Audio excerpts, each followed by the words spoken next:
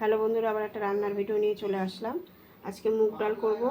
এখানে কাঁচা লঙ্কা নিয়ে নিয়েছি, ডাঁটা নিয়ে নিয়েছি, ডাঁটা দিয়ে মুগ ডাল করব। আর দেখো এই জন্য পটল ভাজবো, আলু সিদ্ধ, আর এখানে বেগুন ভাজবো, উচ্ছে ভাজবো। কড়াই বসিয়ে দিয়েছি, ডালটা ভেজে নিই। প্রেসারে আলু সিদ্ধ করে নেব।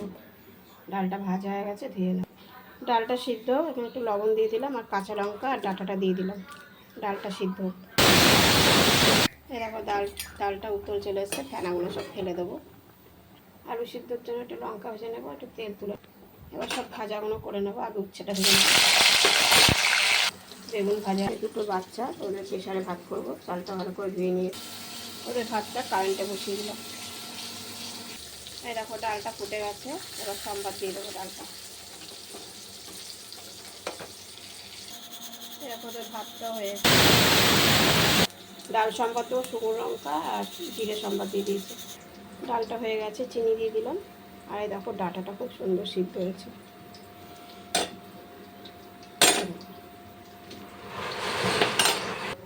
পটল ভাজা হয়ে গেছে, এবার ভাতটা হলেই হয়ে যায়।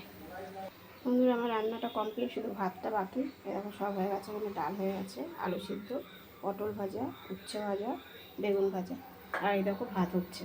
এই দেখো এখনই ভাতটা হয়ে যাবে, উত্তল চলে এসে।